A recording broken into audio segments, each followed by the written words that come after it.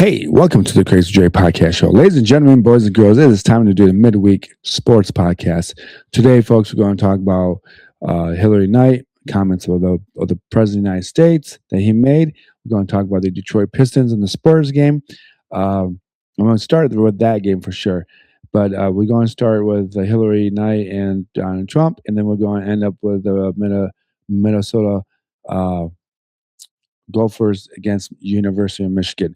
And I will touch a little base on that Duke game versus Michigan. So that's going to be something to talk about as well. I may not have any stats up there, but I'm going to talk about it because I saw that game itself. So let's talk about Hilary Knight and President Donald Trump. Most recently, there was a comment that President Donald Trump, made about invitation for the women's hockey team, gold medalists, uh, be invited to the White House. He made the comment by acknowledging that the men's hockey team won the gold, and he reached out his hand to them, and he also made a kind of a cheap comment about that he would have to invite the women's hockey team that won the gold, and if he did not, he could be impeached. And a lot of people are going to ask me, why do you talk about women's sports time to time? And I don't really know why, but I do think that it's important to have equal opportunity for a television uh, presentation, and also being respected for what they did for women's national soccer team and for the women's hockey team, and along with any other sport that the women play professionally. And I think that it's something that we can kind of get over the idea that women play sports. Uh, and I and I think most of us can agree that uh, that the guys with the guys with the NBA and the women's WNBA stuff, it's not in the same level. And we acknowledge that. And we understand that most of us guys are not going to watch the WNBA. But when it comes down to the national soccer team of the United States for women's, and the hockey team of USA for women's, it is entertaining. It is not really much different. I can be honest with you guys. Like, I watched uh, the NHL, the Detroit Red Wings, and I watched parts of the games of the men's hockey team in the United States. Unfortunately, the golden medal game was aired on a day that I was at work on the weekend, or was it a Monday? And it was at 8 o'clock in the morning. I think it was at like a Sunday morning, actually. So I missed that game. I know that the men's beat Canada in the gold game, the gold match. But you know what game I did see is the women's gold match against Canada, and it was relatively in the middle of the day at 3 p.m. The game probably started about 1:30 or 1 o'clock p.m. But I got to see the end of the third period, um, and the overtime game. I mean, in the overtime period.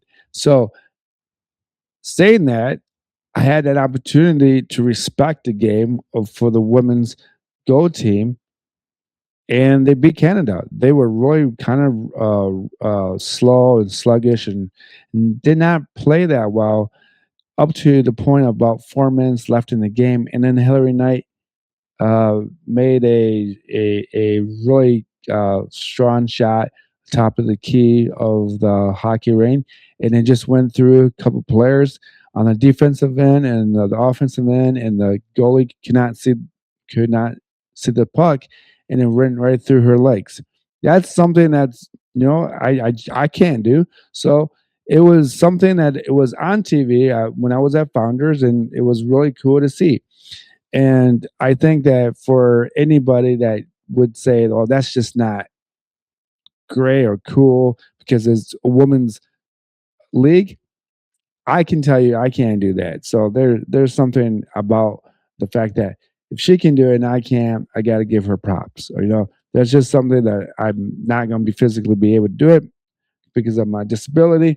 But I'm not going to dog them and say, "Well, it's a woman, and then it's not like the guys." It's not supposed to be like the guys. It's supposed to assimilate to what guys can do, but it's not the same. We all know that. Donald Trump, and this is what I have to bring this up. Donald Trump invited the guys to go along to the White House, and he had to say stuff about, I have to invite a woman hockey team because I would be probably impeached. You didn't have to make the comment like that. You could just let it go and say, you know what? It's going to be great to have the men's and the women's hockey team who won the gold at the White House at the same time. And that's all that he had to say. And keep his politics out of it, keep his agenda, day to day agenda out of this part of the press, and just move on with it. I just think that he sometimes, as a president, mixing entertainment and politics doesn't fit, and this is not the that was not the good time to do that. So understand that there are other people who are participating in the men's and women's teams, like trainers and coaches and parents and siblings, and there's so many people that are who are involved in making these both these teams great. It's just not always just the athlete, or it's just not the girl, or it's just not just the guy that does it. It takes a whole community of people to combine together, and it's amazing. They won the gold. The guys won the gold after 46 years, and now the women's won the gold in the same year. So you can you'll be one of the people out there that can live through that and say, yeah, I was alive when the women's and the men's hockey teams for the United States won the gold. So that's props to that. Moving on with that, folks, uh, I got to talk about the Detroit Pistons and the San Antonio Spurs. And I think if you watch the game, or if you watch anything about the NBA, I think there's something that's really significant about Detroit. Detroit may have the best record in the East, but I don't see them winning the finals with what happened with the San Antonio Spurs.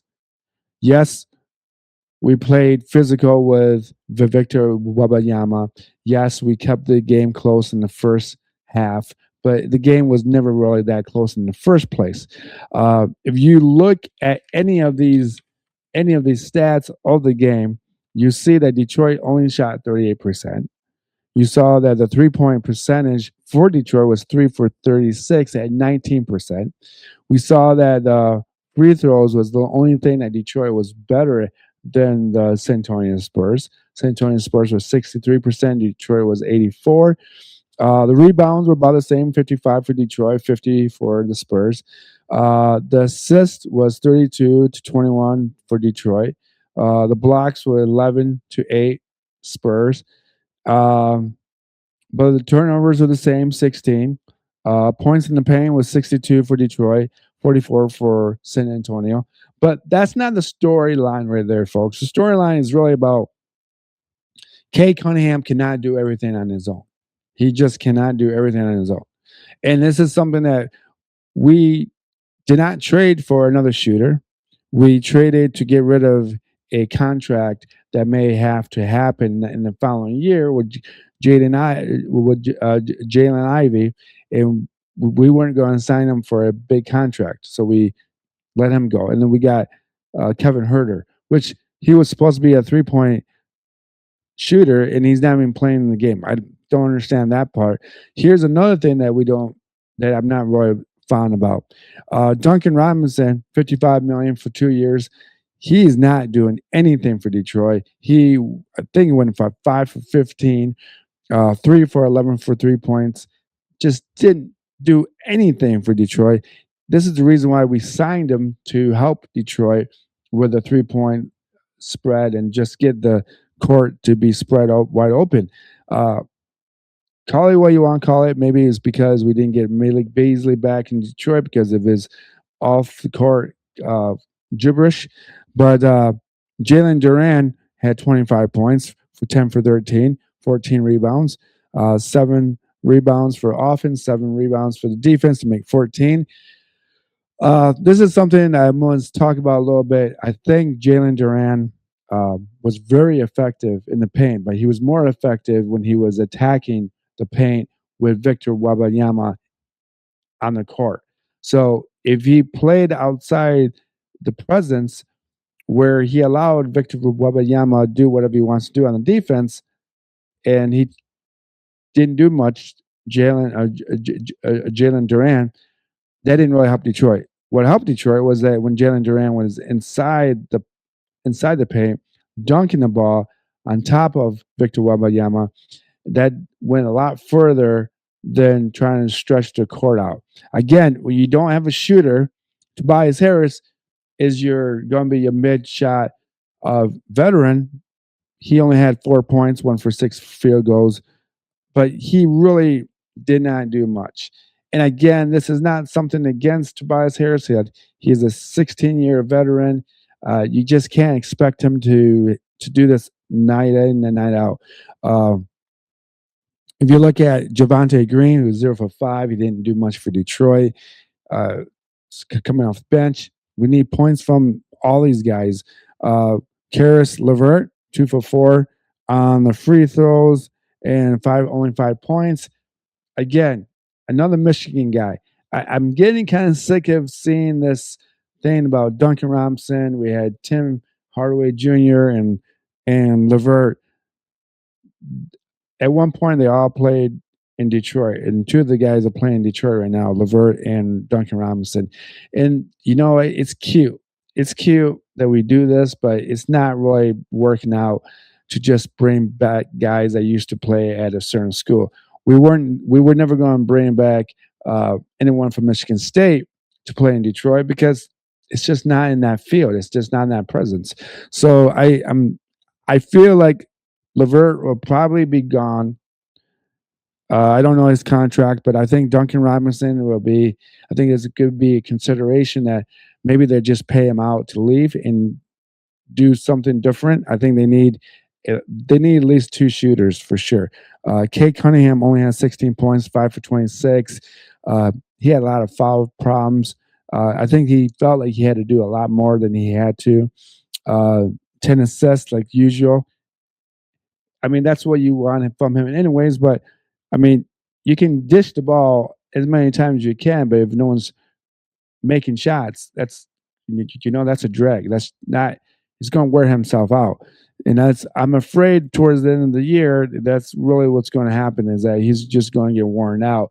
And even if it's the second round, let's say Detroit still is the number 1 seed, so we get a bye week or the bye series.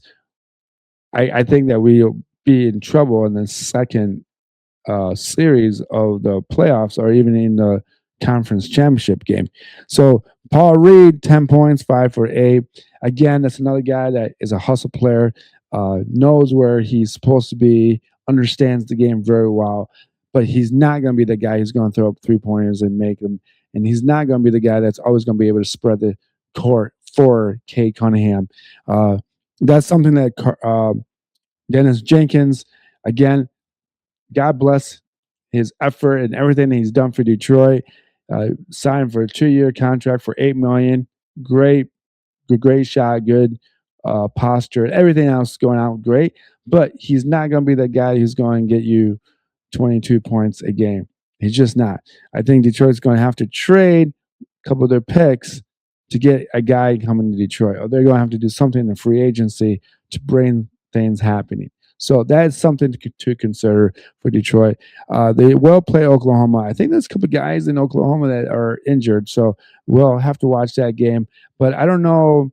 I don't know if I think I can see probably Dennis Jenkins having a better game. I can see Karis LeVert maybe having a better game.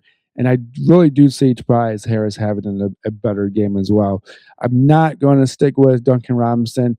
If you're one of those people that stick with the guy like that, I think Duncan Robinson will give you 8 points, 7 points, maybe 10 at the most. But if he's not hitting 3-pointers, he's not going to do nothing much for Detroit. So let's just keep that in mind. What I want to talk about is this next thing. Well, I'm going to talk about two things right here: the Michigan game and the Duke game. And what is the difference between this game and Duke? Duke has players. Duke has a lot of players. Duke has Cameron Bruiser, Isaiah Evans, and Caleb Foster. Uh, 18 points for Cameron Bruiser. Isaiah Evans had 14 points, and Caleb Foster had 12 points. Uh, For Michigan, Michigan had a lot of issues. Elliot Kadu only had 8 points, 6 assists. But you know what? You had Yaxel Lendenberg with 21 points. Lextel Lendenberg wore himself out. So in that game, Yaxel in the first half did an excellent job against Duke. But in the second half, Duke adjusted their game and made it a living hell for for Yaxel. Um, you're expecting Namar Burnett to do more. He only had 0 points and 0 for 3 field goals. But Elliot Cadell, he missed a lot of 3 pointers. So uh, maybe being around a really good team was a good thing for Michigan. I think that the schedule was a little bit too weak to give them the number 1 seed, number 3 seed. I think they'll stay within what the third seed, maybe second, depending what else is going on. But I think this is a blessing for Michigan to be played or to be beaten by Duke, so that they have to do better. I will say this against Minnesota. Uh, Ajaxa only had 3 points. So, but I'll tell you this: he was trying to get the other guys involved. Other guys like Adel Maya had 10 points, 4 for 4 field goals. This guy needs to score points. He needs to score points so that Luxembourg can open up the court for 3 point shots. He'll make it easier for Elliot Kadu. He had 15 points, 6 for 10 for field goals, 3 for 7 for 3 pointers. It seemed like he was more comfortable at home. Hoping that this doesn't become an occurrence against big teams, big on the spotlight. So that's something that Elliot could do. I think that's a learning. It's a learning situation for them that he got his uh, handed to it by Duke. So that's something to think about. Namar Burnett had 8 points, 3 for 8 for field goals, 2 for 6 for 3 pointers. You need everyone involved. LJ Kesan, he had 14 points, 5 for 9 for field goals. Rodney Gale Jr., 9 points. And these guys are off the bench. LJ Kason, Rodney Gale, and Trey McKinney, 12 points, 4 for 7, 4 for 8 for 3 pointers, 2 rebounds. So everything, again, Michigan is going to need more than just from the X out. If they're going to go further into the March Madness, they're going to have to participate with other players scoring points. And sometimes sometimes I feel Luxembourg isn't aggressive enough. Sometimes I feel like uh, he's really aware of his talent, but I think he has this ideology that he wants to share the ball, and maybe what would happen to be better is that if he was aggressive in the first 5 minutes of the game and then passing the ball after those 5 minutes, opening up the court for the rest of the team would be a situation that would be better for the University of Michigan. But it's nice to see that Michigan is going to, I think they're going to share the Big Ten title this year with Ohio State. I don't know who it is, but there you have it, folks. I think I'm just going to wrap this up. Cheers. Thank you for popping in on this podcast. If you love this podcast, please subscribe. Please pass it on to friends and family, and follow me on the Patreon, on YouTube, anywhere you can download my podcast. That'd be great. Uh, Peace and love, and let's go see what's going to happen in the following couple of days. But all right, you take care.